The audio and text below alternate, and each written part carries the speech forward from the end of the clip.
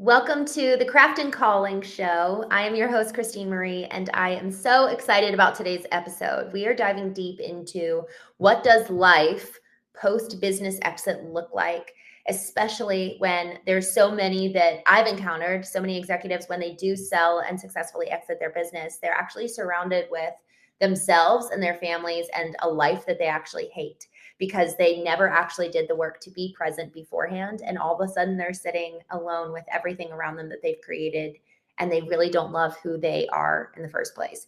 Um, this is probably one of the best people that I have to talk about this.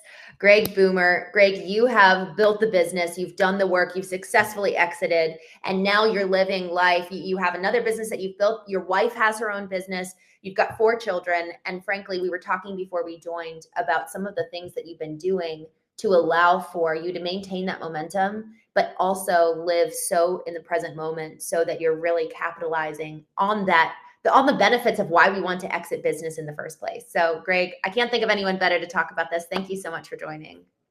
Well, thank you for having me, and I'm glad that we can do another episode. The first one was awesome, so I'm happy we can talk a little bit more today.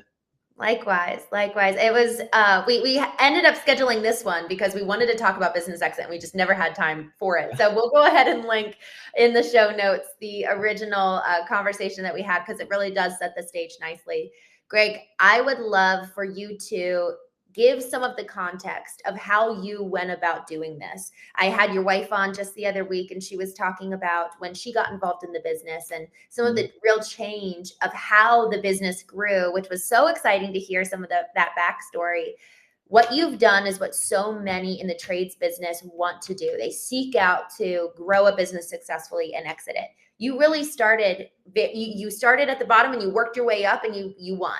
And so can you kind of talk us through that whole process of was exiting even your goal? What did that look like when you first started the business? So, not at first. Honestly, when I first started, I was familiar with it. I had a background in what we did. We did concrete coatings. And so I grew up and I started doing it when I was in high school, working with at that time, wasn't my father in law, but now my father in law. And so when I got into it, that wasn't really the first thing. Like, let's build this thing up and sell it or anything like that. It was like, well, I know how to do it. I'm pretty good at it. Let's make it a career, make money, pay bills. I feel like that's how a lot of people in the trades get into things is, they're either interested in it or they had a family member who was doing it and they learned how to do it. So when I first got started, that wasn't the goal. But then after a couple of years, once things got going and we were growing and everything, I was like, well, let's try to turn this into something to where whether it's in 5 years, 10 years, 20 years, it's something that when we're done, we can sell it and have something to show for it. Yeah. I just personally seen a lot of people in the trades have businesses or be a sole proprietor or have a small team and they have this great business that's making money, but when it's time to stop or sometimes life happens and you have a death or an illness and it Mm, shuts everything down and you have nothing to show for all those years of work. So wow. after a few years, that was my thing, was like, okay, what can we do to make this a true asset to our family? Because everyone in business, but especially if you're in the trades, there's a lot of blood, sweat, and tears that go into things. You're constantly, depending on what you're doing, sweating, bleeding. It's tough sometimes, and so to do that for all those years and tear up your body, and then when you're done, have Mhm. nothing to go for it, it's not always a fun thing. So once I Yeah. started thinking about that, that's when we started trying to say, okay, what can we do to make this better and make this something that whenever the time comes, for whatever reason, someone would want this. And so Mm, stepping in made it a huge deal because that's when we started getting our systems in place, our backing got organized. We had a lot of automations and customer follow-ups through our CRM. And so that gave us something that was more tangible than just here's what we do, here's some equipment. right. That That's was super so good. helpful.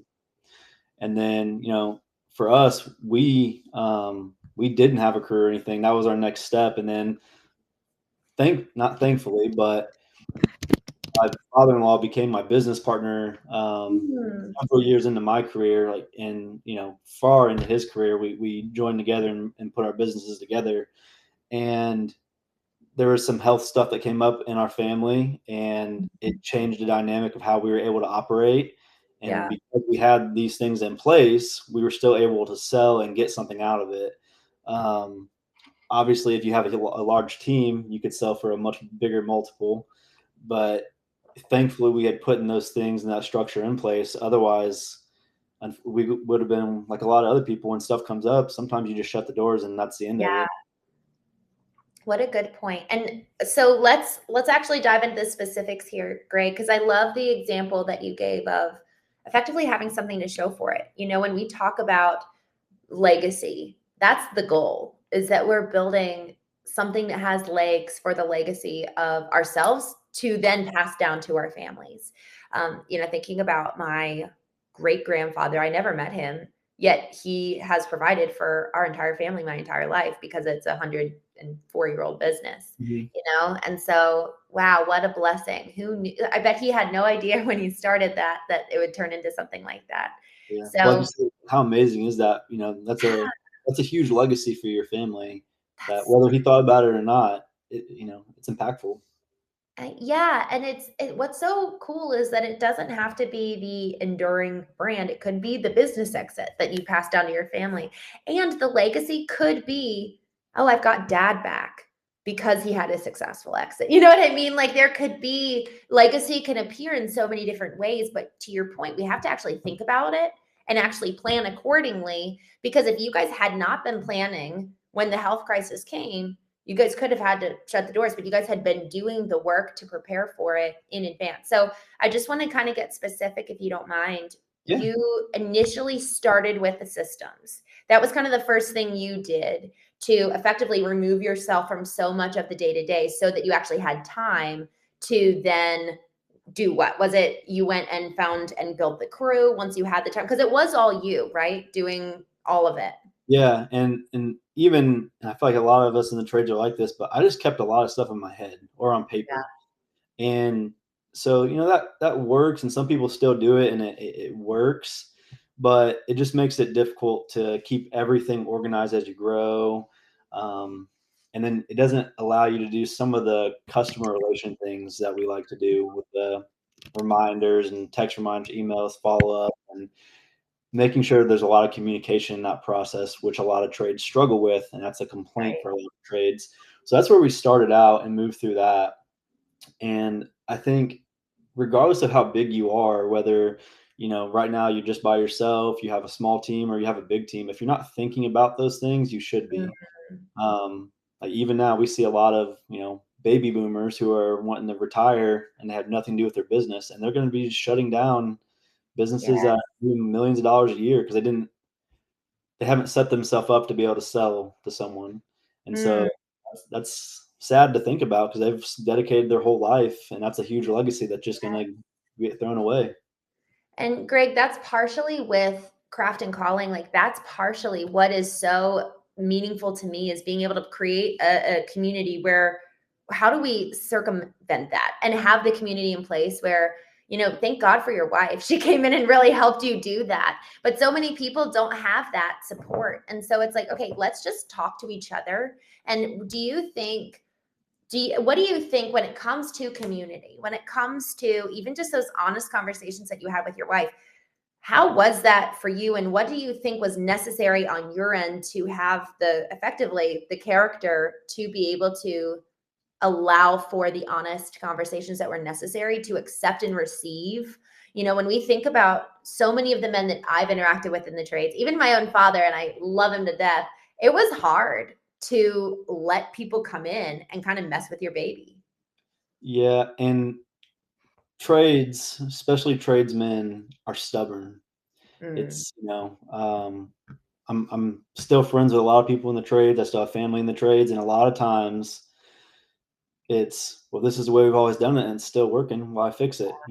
Kind of thing. And mm, which, to an extent I get, but also it comes down to when we don't think about the long-term things, it can be a problem. And some of that is ego. And I'd say, a lot of us have egos and are very prideful, and sometimes that gets in our way. And so mm, one of the things that helped was Courtney did have that background, and she could come to me, and we have a great relationship. We have very direct, straightforward communication. mm. And so that was helpful. It's harder to hear it from the outside sometimes. Yeah. Uh, you know, so one of the events we do for our business, our other business, is we will have people come in and they'll bring challenges and problems that they're currently working through. Mm. That's the whole setup of the event is for that. Because like when you're just talking to your buddies or you're going to a networking event, you don't want to be airing out all your problems and everything. So we don't really give ourselves a space to say, hey, I'm struggling with this. Like I Yeah. need help with this. Have you went through this? Or finding mentors who can help us. And some people have that, but I feel like a lot of people don't have a specific mentor or group that they're sitting down with monthly or every couple of weeks to kind of Right. talk through the stages of business and how things change, the challenges that pop up, because most of us face the same things, but we just try to, kind of like social media. It's like everything's great, but like everyone has crap they're Yeah. dealing with, right? But no one wants to really talk about it. You just see the good stuff. And sometimes that's the same in business. You see all the good things going on, but we don't want to share all the struggles we have. But that's where you really get through the breakthroughs. Mm. When, as you were talking, this thought came to mind because you said, if it ain't broke, why fix it? And I think that pretty much the primary reason or response to that is, well, you fix it if you know what you want long term. And so if we take time to actually sit and vision, especially with our partner, that is something of what do we want our family to look like? So much of what I talk about on this show and also the Knowing Show is pulling out our dreams and our subconscious into consciousness so that we can actually say, okay, what about my life needs to change so that what I say that I want or what I subconsciously am striving for, my actions align with it so that I'm actually living in parallel lives and in parallel actions, essentially. Yeah, that's a great point. And we were kind of talking before, off air, but about finding time to kind of be in the silence. And Mm, so, we all hear people talk about working, in the business versus on the business, but that's essentially what it is you have to find time to mm, be CEO. You have to find time to think about the ideas, the vision, and, yes. talking about the if it ain't broke, don't fix it kind of thing. I think for some of us, sometimes we don't know what to do next or how to make it better, so we just say it still works, let's just keep rolling with it. Or we have ideas but we don't know how to implement those ideas, and we don't have a person who can help us with that, so we Mm, just say, oh, it still works, let's just roll with this. But I think that's a recipe for disaster, yeah. especially with what's coming with AI and robotics. that's, Yes. that'll set you up for failure in the next 10, 15 Mm. years for sure, if you have that long. I what you just said has sparked a memory for me. If you've got these ideas, but you don't have someone to implement it. One of the things that was really cool when my brother and I came on as partners with my dad was that he actually, for the first time, had time to dream, to even consider what do I want my role to look like, because it really was, he was the one running everything.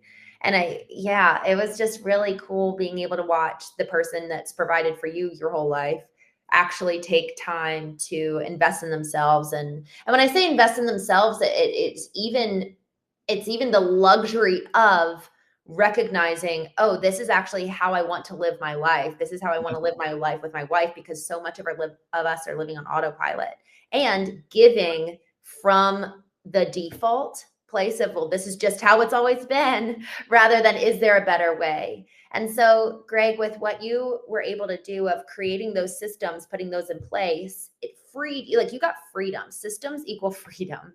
And then you were able to be free to grow. You were fixing perhaps what maybe wasn't even broken per se. It wasn't like anything terrible happened, but it was getting the communal mentor type of support and insight to say, oh, there is a better way. Because that's another part of and reason for community and mentorship, is because we don't even know that there's a better way sometimes. We're Yeah. limited into our own sandbox. Yeah. And, I think, like you said, it's about being intentional. Mm, So many times, especially, I mean, we know like having businesses, it's all in almost all the time. And that's the yeah, only way that's just how it is. And so a right. lot of times our life is working around our business, and our business isn't working around our life. So when you have that time, like, you said when your brother came on, your dad could finally dream and think about what did he want his life Yeah, to look like. you know, Being someone who is in the trades, that's hard to do. And people will hear this and be like, well, that's a great idea, but that's hard to do. I can't take time every week or every month and I'd say to that is I actually have something that's still on my calendar, and it's on my calendar at least once a quarter where it just says slow down to speed up. And Mm, I got that from playing basketball growing up. One of my coaches said that to me. He's like, sometimes when you slow down, everything opens up and then you can go faster. wow. I still use that now just in life and business, is like sometimes schedule it. And I understand, like, for some people, like, I can't do that weekly or monthly. Cool. Do it once a quarter. You can find time. Yes. And take a day or two to slow down, kind of look at everything, disconnect, so you can kind of see, where do I want the business to go? What do I need to do with my team? What do I want to do with my family? And Mm, um, all those things have a huge impact, because we were kind of talking about, like, how do we balance things, and we know, like, in business there is no real true balance. It's hard to, it's more about intentionality, like, be where you are when you're there. So, like, finding ways to, when you're in business, you're doing business, but when you're with your kids and your wife, you need to be mm. with your kids and your wife, or your husband and your kids, whatever it is. And obviously we know things come up, emergencies happen, but you just got to be intentional about it, and I think that will go a long way. So, Greg, when you look back over what positioned you to thus be able to exit, I mean, slow down to speed up is such a good phrase. And I think actually probably the antithesis of what most people would think you would say if you're giving advice on how to successfully exit. Slow down, that sounds like, well, no, I'm going the wrong direction, And so can you explain that a little bit more in terms of, like, if I was going to say these 3 or 4, 5 things to a company who in the next 2 years, they want to exit their business, what are those 3 to 5 things that you would encourage them to do? Yeah, and I would say it depends. Some of that still would depend on where you're at, as far as, your team and your Right. branding and everything. But I know, I'd say for a lot of tradespeople, what I see is, you need to make sure, if you're selling something and you want to sell more than just your equipment and your name, you need to make sure you have a good brand, you have good systems on the back end. Um, and people, even though you're probably not a franchise, maybe, but you want to almost appear to be a franchise. Like, you should have yourself set up so well, so professional, and everything is so on point that people question if you're a franchise. And we would get that question all the time, like, "Oh, you guys are a franchise?" I'm like, "No, we own it." And people would be very Mm, surprised, because our branding, all of our systems, our automations, our follow up. We wore uniforms, which were mm, just branded shirts, not really uniforms, but branded shirts. But we wore the same shirt, the same hats, the same shorts, sometimes the same shoes. Like, it was very wow. much a replicatable experience every single time. It wasn't 2 or 3 guys showing up in, camo shorts and khaki shorts and a green Yeah. shirt, and blue shirt. And um, a lot of people in the trades do that, and they think, as long as I'm doing the job right, that stuff doesn't matter. And I'll say, from being able to have something of value to sell, it absolutely matters. Mm, So if you don't have any plans of selling right now, those things matter, because they will make you look more professional. They'll yes. build your brand, and you will make more money even if you don't plan on selling. So even if you think, well, I'm not Mm, trying to sell right now, that doesn't matter. You will make more money if you implement those type of things into your business and actually start working on those things. so good. Brand, systems, and frankly, I would even say maybe uniformity across every part, right? Uniformity internally, how are we all showing up, and then externally in terms of the consistency of the customer Yeah, experience. absolutely. I think of it like a Chick-fil-A or McDonald's or whoever you want Yeah, to equate it to. Like, they have a system in place where yeah. you can go anywhere in the country, anywhere in the world for the most part, and it's going to be a similar experience, even if the food changes a little bit. Mm, It's They have everything so in place that every time you go, you know where you're at. You get the same type yeah, of experience every single time, and it's replicatable. And that's what you should do with your business, whether it's you have one crew, 2 crews, multiple crews. People know what they're expecting, and when they do, and you have that level of professionalism, and it's all uniform and standardized in that way, people will have a much better experience. And then with your systems on the back end, you can get more reviews. You can have ways to share those reviews out. You can work on your SEO. There's so many things you can do when you put systems in place that will build your business without you having to think about it. Right. Right. That's so good. I love even just the automation of after every job, you send an automated request for a Google review. It doesn't have to be super intense. And y'all, these things exist. Like they're not we're not starting from scratch here, which is such a blessing. And your wife Courtney does a lot on systems, which is so helpful because it can be overwhelming. I think that that's something I was on with actually a friend of mine a couple weeks ago. He's a decamillionaire, successfully sold a number of businesses, and one of the things that he was talking about is, a lot of entrepreneurs actually aren't entrepreneurs to begin with. They're actually inventors. They actually are artists. They actually have these other almost like avatars themselves, but they classify it as an entrepreneur because they need the freedom to be able to invent, to be able to create. And in so doing, I think that there's actually a lot of people in leadership roles who think that they are a certain way and then continuously wonder, why do I keep running into roadblocks? Because I'm actually operating as COO, chief operating officer, and I'm not that personality type. I actually more so need to be CEO, which is visioning, or vice versa. If you've got a visioning individual in the role of operations, that's going to be really, really frustrating. So there is something in coming to better understand who you are, your own strengths, and I think just an equal proportion and importance, what are your weaknesses so that you can get other people to fill the gap. So when you say slow down, some of that is do a self audit. Yes. There's spokes of a wheel of a business. You've got the operations, you've got the marketing, you've got sales, and where are you weak? And where could you afford to get some help? And to your point of getting that business partner and also getting the mentorship, if the goal is to sell or if the goal is to have a lifestyle business, because maybe you are the artist or inventor avatar in this role of being owner founder, maybe your goal is actually to take off every Friday and Monday and have 4-day weekends with your family. And you've got a business that's sustaining that lifestyle. We need to know what we want in order to then create the life that we want. So we need to do that work to slow down and really identify it, because if exit is the goal, you need to probably change a lot of things, but it comes down to being able to know what you want, know your strengths and weaknesses, and then fill in the gap with the people to help build out all of those areas. What are your thoughts on that in regards to really understanding? Because you were talking about state of kind of being present with your family earlier, which I really, really value. When we slow down and be present with ourselves, how did you come to know your own strengths, weaknesses? Yeah, and I think some of it is just you figure it out as you go.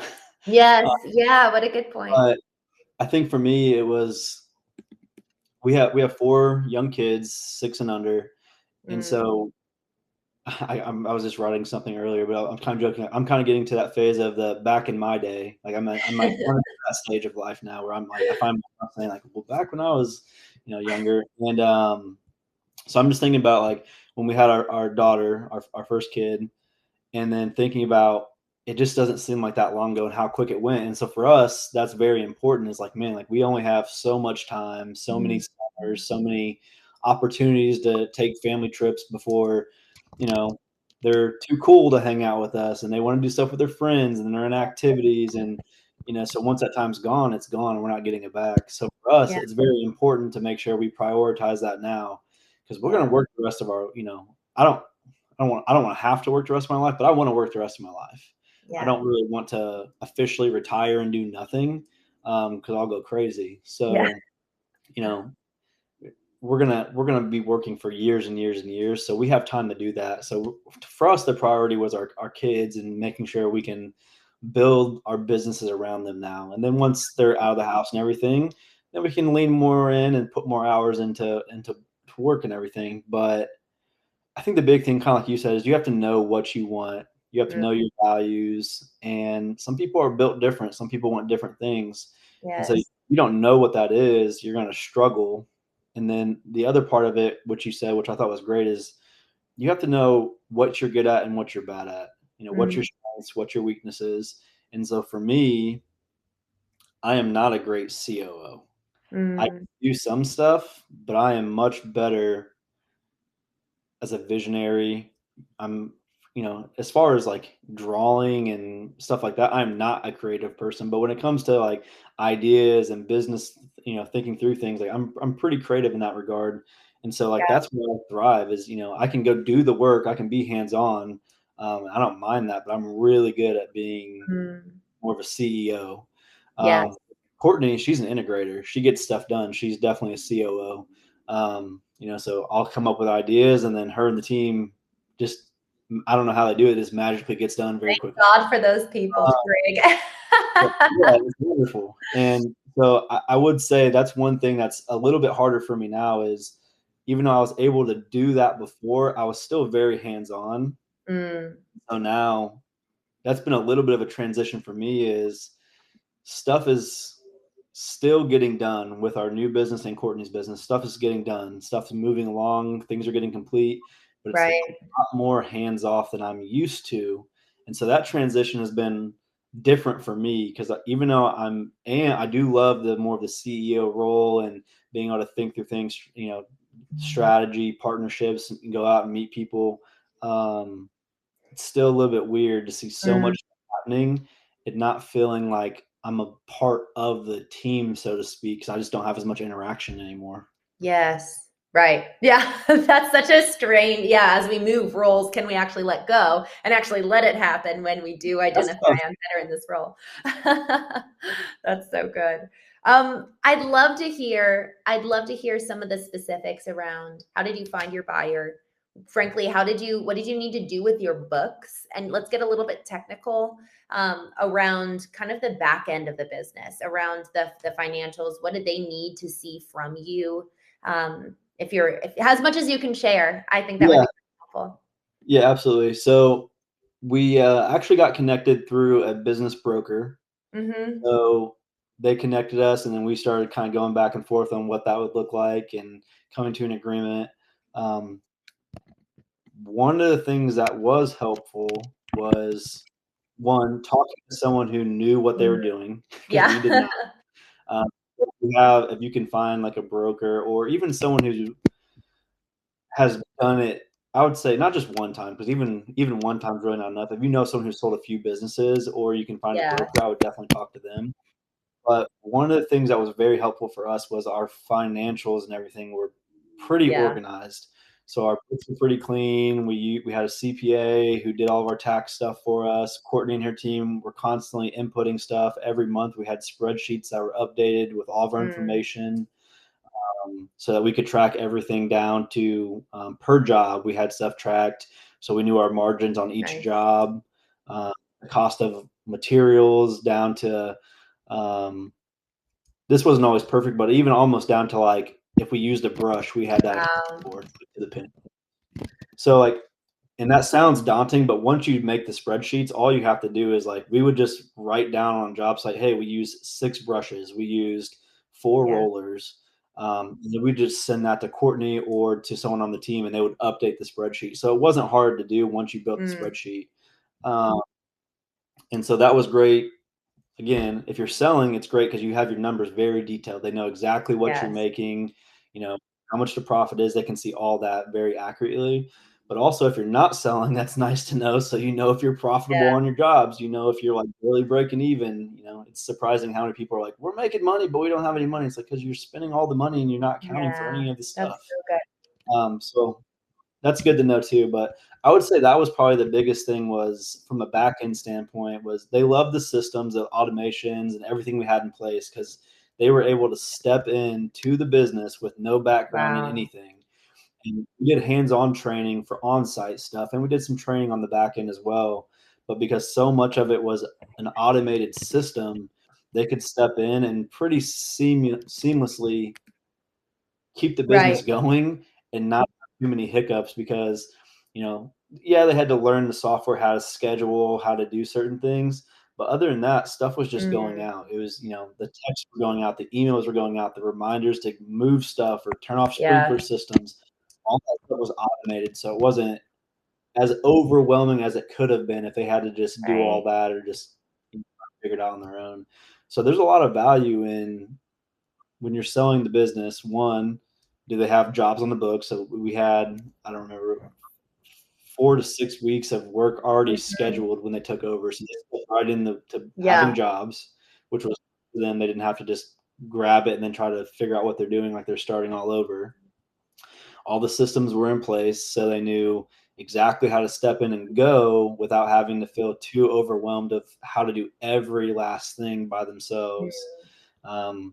All the books and everything were clean, so they could come in, see the numbers, and have an idea for what was coming and how much they could make on Right. all those. For the roughly, stuff comes up, but and so those things were really helpful for them to be able to see it because you feel more comfortable when you know what you're Yes. getting. Yeah. If you don't really know what you're getting, you might as well just go start something Yes, new. that's so true. I love the specificity of you all getting down to the point of we use this many brushes, this many rollers. Like, wow, that's so, so, so helpful because each one of those, the cost feels so minuscule in and of itself.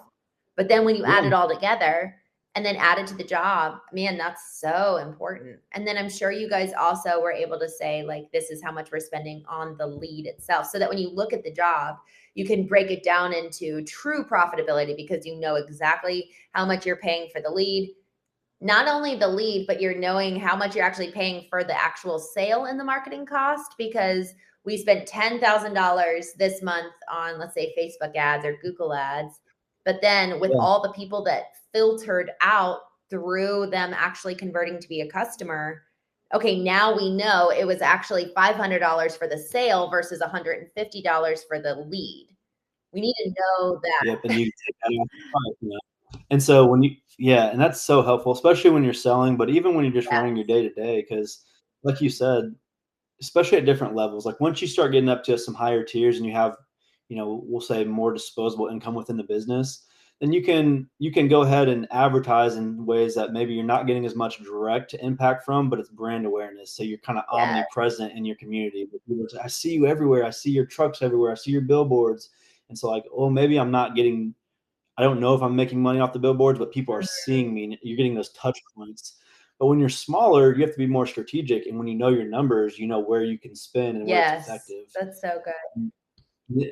I know it does sound daunting when you're like, or sometimes it's like, well, it's a 20-cent brush. Why does it matter? Well, once you start doing enough volume, it Mhm. adds up when you're wasting brushes, you're wasting buckets. And like, even for us, just like a little example, when we were shipping our materials in, for a long time, we were ordering, per job or per like week or 2 weeks, we would just order in like that. And we started adding up the shipping costs on stuff. Well, when we started ordering pallets at a time Mm. instead, like right off the bat, like in let's see, about 3.5 month period, we saved almost $6,000 in shipping. Wow. It's just 6 grand that goes back into our pocket or goes into advertising or goes into equipment. And that's just Yeah. shipping cost. So when you start, oh, it's only $5 here, it's like, yeah, but over the course of a year, that might be Mm. $900. And then you do that with 8 different things, you're talking about, maybe $8,000 to $12,000 out of your business that's just wasted that you could have given Yes. yourself. You could have bought new equipment. Yeah. So it makes a difference when you're intentional about it and it doesn't take that much effort to Greg, do I it. want to just lean into this a little bit because what you're saying is only as successful as the people actually do it, you know? And Mhm. man, I have a feeling that there's some folks listening who are like, how am I ever going to get my ops guys to tell me what brushes they use? Like how many, that's just overwhelming. And then even beyond that of how am I ever going to get the ops guys to send me pictures for marketing? Like that's just insane. And Yeah. then we talked about uniformity. How did you actually get the guys on board to dress the same, talk the same, act the same, jobs are done the same? I mean, if we talk and really use Chick-fil-A as an example, we all Mhm. know they all say the same words. The workers to, if you call to put in the, like everybody, the website, the messaging, the experience, it's all the same. My So pleasure. how did you really get them on board with this? So I think a big thing is if you have newer people, it's easier. If you have people who've been with you for a long time, it's a little bit harder because they don't like the Yes. change. And so part of it is you have to have a vision and they have to know they have to see that they're going to benefit from it in some way. Mm. Otherwise, it's kind of a hard sell when you're just like, hey, I want you to do this, I want you to do this, I want you to do this, and you don't really tell them Yes. why. And so if you're like, hey, look, we're trying to grow, we want to get to this, we want to be able to whatever it is, whatever your vision is, like I want to be able to expand to more crews, I want to potentially be able to sell this someday, which that's a little bit harder sell because like what's happening to me once Yes. you sell. But if you're honest with them and you say, hey, look, like right now, here's what we do. You guys are running this many jobs, blah, blah, blah. If we can grow and get to this, then I can pay you more or we can give bonuses or you can incentivize Yes. it. So once you have those things, it's a lot easier for people to get on board when they know that their dreams and their vision for their life fits within yours. So you need to have a big for your business owner anyways.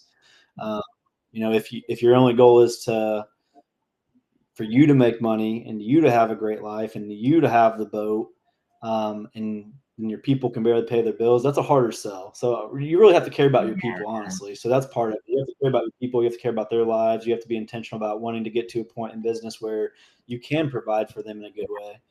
I think once they see that and they know where it's going, you can say, hey, look, here's some things we need to do so we can be more profitable, so we can make more money, so we can hopefully pay you guys more. And once you start talking about people making more money, that normally Yes. gets hey, look, we need to look professional. We need to, we don't have to wear polo, depending on what your industry is. We don't have to wear polos and slacks, but we're going to get custom shirts. We're going to match. We're going to look, that's how we're going to do things now. And you reset the standard. And if you really want to do it, for some people, it's not going to work. And you're going to have to let some people go and bring some new people in, which is tough, especially now. It's hard to find people. But that is a reality. There's going to be some pushback. There's going to be some rub. People may not be a good fit for what you're trying to do anymore, and that's tough. Yeah. But once you start doing it, it will work out long term. You'll have better people. You'll make more money. You'll get better customers because people will perceive you as more professional, whether you are or not.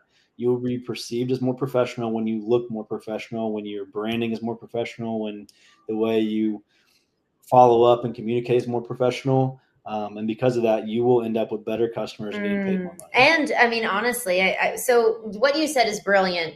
Predicated in, it has to be rooted in care. It has to be rooted in a real why. Whether it's, I'm so bought into the leadership and I'm so bought into their mission.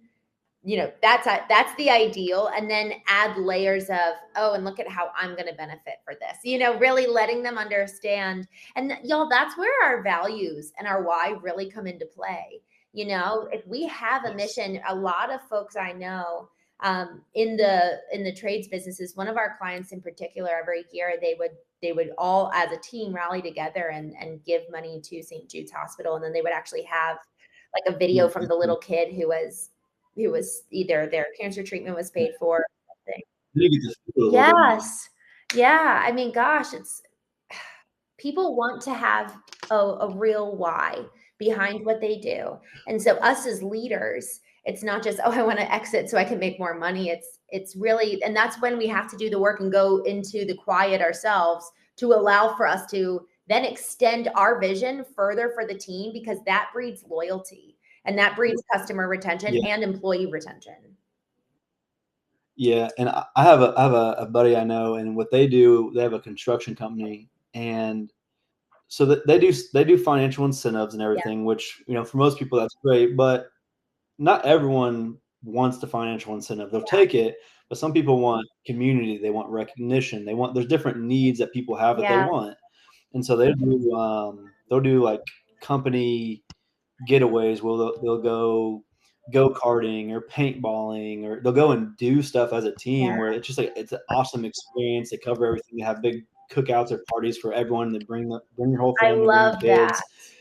They do different things like that where it's like their team they don't just feel like an employee, they feel like they're a part of something bigger. Such a good point. And so the money is great. They get paid well, but they also feel like it's a team, it's a family, it's a community of people they get to be around.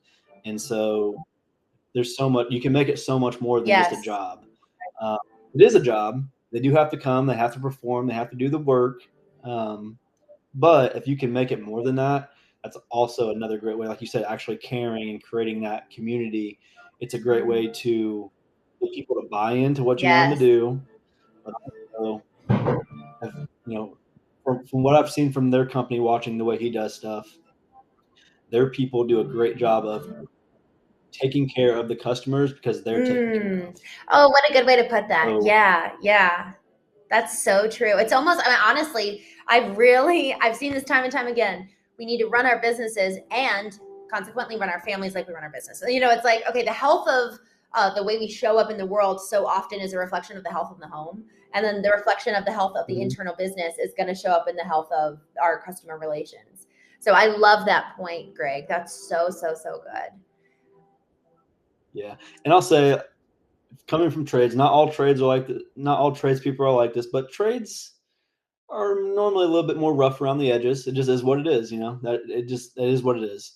And so just because, what we're saying doesn't mean you have to, you know, just I'm talking to someone, I know they're going to know what I'm saying. You don't have to be touchy feely and emotional. You can still be a dude with the other dudes. You can do that. You can, things get heated. You joke, you make inappropriate comments on the job site to one another. It happens, it is what it is. And you can still do all these things in the context of your personality and the way you guys, you can still be yourself and be authentic and still do these things in a genuine way. So you don't have to be like super touchy feely or emotional. Like if you're like a rough, gruff kind of dude, that's all good. Be that, but still show people that you care for them. And you can show up in that way. You just have to put your I spin love on it. So don't feel like you have to fit into the form of like, hey, if that's not how you guys talk to them how you relate Right. how you relate. Be yourself still, and that's how they're going to know you're being That's so genuine. Like, but you can do these things in your way still. I appreciate the callback to effectively being you. Don't try to, and frankly, y'all, that's what makes a strong brand is when you actually show up and you sound different than your competitors because you're being genuine. People can feel that. They really, really can feel the genuineness of the manner in which we engage. Your team and customer, everyone can. Yeah. The final question I have for you, Gregg, as we stated at the very beginning, there's a lot of folks when they do sell, they actually have a midlife crisis. They effectively are surrounded by all this time and they don't actually like the person looking back at them in the mirror. How did you effectively protect yourself and your family beforehand to then not experience that? So I think I'm very fortunate to have a wife who is also a business partner. So that has been super helpful because one, we already spent a ton of time together working together. Even before we were, living where we live now, we traveled for almost a year full time. So we had a dually and a camper, and we traveled all over the country working remotely. So we were really with each other all the time. And so that has helped because we know each other very well. We know how to communicate to each other. We know each other's communication styles. So that has been a blessing for us in that regard. For most people, they don't have that. They have one of the spouses works outside of the business. They work separately. They see each other for coffee and breakfast in the morning for 30 minutes. They don't see each other all day, and they're with each other for 3 hours before they go to bed, or they're running kids and they see each other for like an hour in the evening. Once you get thrown into seeing someone 3 hours a day, 12 hours on Saturday, half the day on Sunday when football's not on, within full time, that's a huge change for both. And so I think part of it is you have to start thinking about who are you and what do you want to do? Luckily, I had some plans, and we had another business. We were building. We have another business that we run. We were starting and growing another business. So I had stuff to do.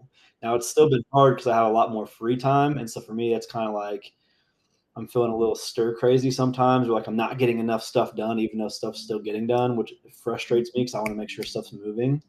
So I'm still figuring that part out. But I think a lot of it is you have to be patient and have some grace with your spouse, and hopefully they can have some with you because you have to start figuring out what you want to do, and you're probably not going to have the answer. But don't just sit Yeah. around. Like, connect with some old friends, go out with some buddies, be the old guys at the coffee club. At 7 in the morning, all the old guys sit there for 3 hours. Like, go do that if you have to for a little bit. Go play golf, but you need to get out and do something, because you will go stir crazy just Right. sitting there. But then from there, kind of like we talked about earlier, you do have to find times to have that silence and start figuring out, what do I want to do? What is the next season of my life? This business or this career was this season, but now I'm going into something new. Am I going to be a dad? Am I going to be a grandpa? And are we going to go and travel more? Am I going to volunteer more? Do I want to go coach something or learn a new skill? You have to start figuring out, what is it that you want? What did you work your whole life for? What have you been doing? Good. I've seen a lot of people work their whole life, save money, have a retirement, do all the stuff they were supposed to do, and then they retired and they didn't do Yeah. anything. They didn't spend the money. They didn't take trips. They didn't go do anything. They just sat. Chill. This sounds so. They sat around and waited to die. And you work, especially when you have a business. You work so hard to build it and to do what you do. So when you get done, you need to enjoy it. Find ways to enjoy it. And it's for a lot of us, it's hard to spend money on Right. ourselves. Maybe you don't spend a ton of money, but do Yes. something. Don't just sit around. You can't just sit And around. Gregg, I'm just really grateful. I'm even reminded last night, I was at dinner with a few folks who, by all external measures, they're so successful. And one of them was in a current sabbatical and just taking 6 months out of her business to just do exactly what you're talking about, which is, and this is before exit. This is literally taking the time now of, what do I want? And what, Yeah. I've done the thing before I do anything or change anything with the thing that I've built. What do I want to do next? Is exit it? Is it actually an additional service? Is it staying in the business? Do I really, really love this? And this is something I'll hand down. And then the other one did a sabbatical in 2021. And then that ultimately really shaped the direction that he took his current, and it's still the same business, which I really, really love. Like, it wasn't like they went off and did this after, but they did it concurrent with their business existing, but they had the systems in place and the people in place that they could actually take some time out. I was speaking with the former CEO of Jiffy Lube, which, for those of you who don't know, it's a national chain car oil facility. And I asked him, I was like, what's the biggest piece of advice you can give me? He said, I would every week or every other week take literally a day to just be alone, because that's when I can be creative and come up with new solutions for the business. That also, yes, you can figure out, okay, well, what do I want? But we can't create something new if we don't ever give space and time to identify what's working, identify what's not working. With the whole strengths and weaknesses of ourselves, it's also what's the strengths and weaknesses of our business. How often are we actually Yep. sitting and just thinking and allowing for new creativity to come about? And even there's this book called From Good to Great. And a lot of it is actually doing the boring thing. Automation isn't sexy by any means. And so us just doing that which is boring, that we know is important, and then we can build on that. So really, I like ending our conversations with some prompts for us to think about, what's the foundation of your business? Is the foundation of your business you, or is it people around you, a really solid leadership team who have the strengths that you don't? Is it a really great ops team? Is it a really good systems and operations?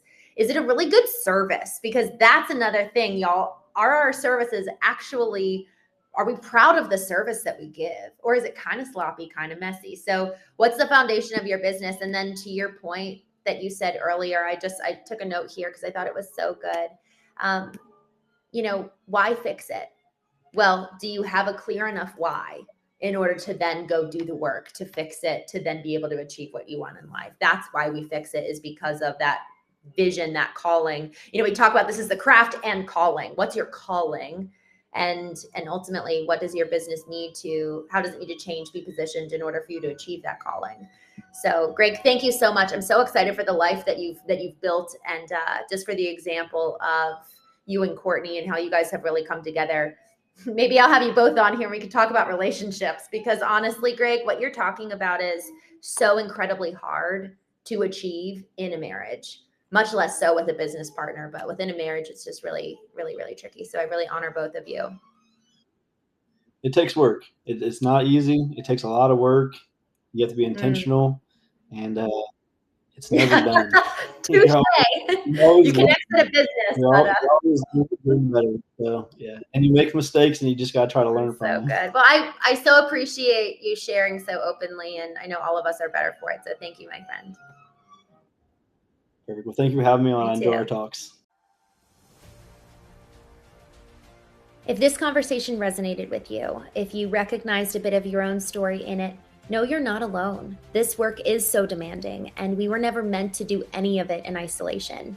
Now, before we wrap up, I am so grateful that this podcast and the Craft and Calling community are supported by Foundation First, a company dedicated to helping businesses like yours grow through a strong digital presence that attracts the right customers, so that you can spend less time chasing work and more time leading well. As part of that support, we are offering free marketing consultations to help you take a step back, gain clarity, and together we will explore what's possible for your business and for the legacy you're building. Visit foundationfirstmarketing.com to learn more. Friends, thank you. Thank you for spending your time with me today here on the Craft and Calling podcast. And remember, you are building your legacy right now, one moment at a time. I'll see you next week.